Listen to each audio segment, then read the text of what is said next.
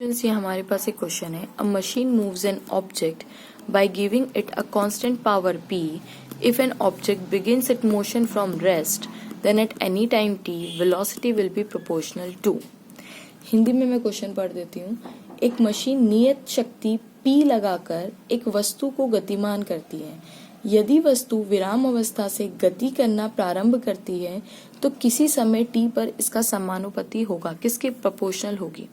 देखिए इसमें आपको एक चीज दी गई है. अ machine moves an object by giving it a constant power. Power कैसी है इसमें? कांस्टेंट है. पावर कैसी है? कांस्टेंट है. तो क्या हम ये लिख सकते हैं इसमें power is constant.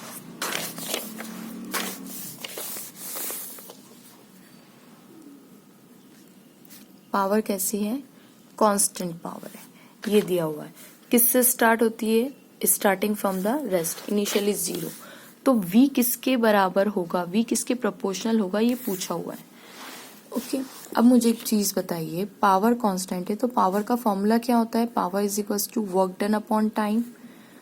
Okay work क्या होता है? Force into displacement upon time, यानी F S cos theta upon time. ठीक है. अब देखिए अगर ये ऑब्जेक्ट है मेरा, ये ऑब्जेक्ट है, इस पे मैंने कोई पावर लगाया. पावर एक कांस्टेंट. पावर लगाया मतलब क्या? बल ही लगाऊंगी. जब बल लगाऊंगी तो ही पावर, क्योंकि बल के फॉर्मूले में यानी पावर के फॉर्मूले में ही फोर्स आता है. बिल्कुल करेक्ट है. इससे ये बॉडी यहाँ से यहाँ पहुंच जाती है तो ये उसका डिस्प्लेसमेंट है. करेक्ट. कितने टाइम में यहाँ से यहाँ तक पहुंचती है? सपोज करो यहाँ तक आने में उसको टी टाइम लगा, है ना. अब देखिए आप फोर्स भी यहीं लगा रहे हो, डिस्प्लेसमेंट यानी विस्थापन भी यहीं हो रहा है, फोर्स भी यहीं लगा रहे हो, तो दोनों के बीच में एंगल कितना है? 0. और cos 0 कितना हो जाता है? 1. तो पावर कितना हो जाएगा? एफ एस बाई टी हो जाएगा. अब मुझे बताइए एक और फॉर्मूला आप जानते हैं, velocity is equal to displacement upon time. तो ये पूरा के पूरा क्या हो जाएगा? वेलोसिटी के बराबर हो जाएगा, मतलब एफ वी. ठीक है. अब पावर का आगे आपके पास एफ इंटू वी. देखिए वी तो हमें निकालना है, पावर कांस्टेंट दिया हुआ है, लेकिन ये f को हमें तोड़ना पड़ेगा. f equals to m into A into V. अब मास कांस्टेंट होता है, कोई दिक्कत नहीं. a को हमें तोड़ना पड़ेगा फिर से, क्योंकि ये हमें क्वेश्चन में गिवन नहीं है. dv by D T into V. तो अब p dt is equals to m dv हो जाएगा. समाकलन का साइन दिख रहा है हमें. कहाँ से कहाँ तक? 0 से t, क्योंकि बॉडी रेस्ट से स्टार्ट हुई, टाइम 0 से t, और वेलोसिटी रेस्ट से मतलब प्राथमिक उसका 0 है, यानी initial velocity 0, final velocity is v. तो अब इसको थोड़ा सॉल्व कर लेते हैं. p को बाहर निकाल दीजिए, dt आ जाएगा आपके पास 0 to t is equals to 0 to v into dv.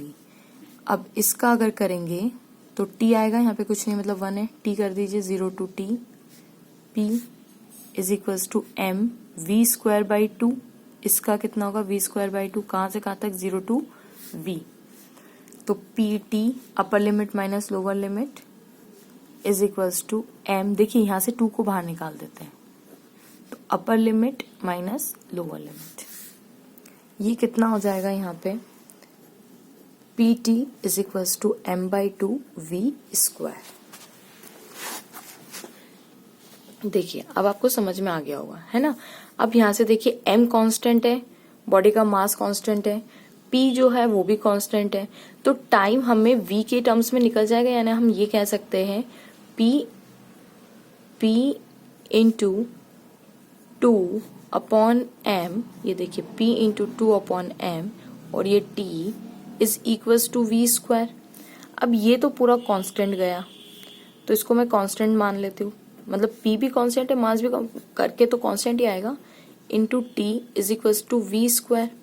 जब भी कांस्टेंट होता है ये मल्टीप्लाई है. हाँ, जब भी कांस्टेंट होता है हम उसको प्रोपोर्शनल में कन्वर्ट कर देते हैं. मतलब मैं बाकी का बचा हुआ यहाँ लिख रही हूँ. देखिए जब भी कोई चीज कांस्टेंट होती है हम उसको क्या करते हैं? प्रोपोर्शनल कर देते हैं. यानी मैं ऐसा कह सकती हूँ कि अब v square is directly proportional to t. इस पूरे कांस्टेंट को मैंने हटा के प्रोपोर्शनल लगा दिया.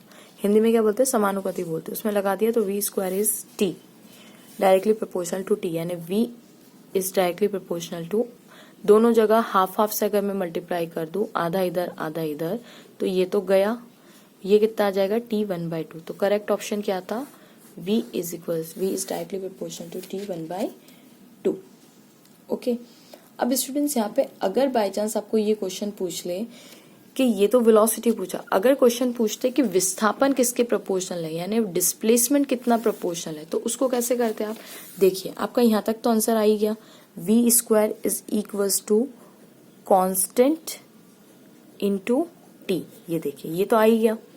अब आप यहाँ से क्या करें, यहाँ से आप ये लगा दे कि आप जानते हैं वेलोसिटी किसके प्रोपोर्शनल हो जाएगी, वेलोसिटी इज इक्वल्स टू, दोनों साइड अगर मैं हाफ हाफ का मल्टीप्लाई कर दूं, 2 1/2 और कांस्टेंट भी 1/2 इंटू टी भी 1/2। बताइए कोई दिक्कत?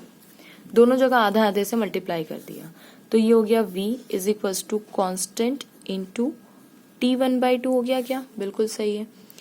अब ये तो कांस्टेंट है, अब मुझे पता है वेलोसिटी क्या मैं ऐसे लिख सकती हूँ, ds/dt इज इक्वल्स टू ये सम कांस्टेंट। देखिए कांस्टेंट का आधा भी करेंगे तो भी कांस्टेंट ही निकलना है, तो उसको कांस्टेंट ही नाम दे देते हैं। तो ये कितना हो जाएगा, t 1/2, यानी ds is equals to constant t 1/2 into dt हो जाएगा। बिल्कुल सही है। कहाँ से कहाँ तक आपको डिस्प्लेसमेंट करना है, तो आपको मान लीजिए 0 to s डिस्प्लेसमेंट करना है ना, विस्थापन करना है। टाइम कहाँ से कहाँ तक चाहिए, तो आपको सपोज कीजिए टाइम चाहिए 0 to t, तो ये करोगे तो ये तो s आ जाएगा, ये कांस्टेंट को बाहर निकाल दो, t 1/2 0 to t dt आ जाएगा। ठीक है, अब मुझे बताइए कांस्टेंट इस t का करेंगे तो कितना होगा?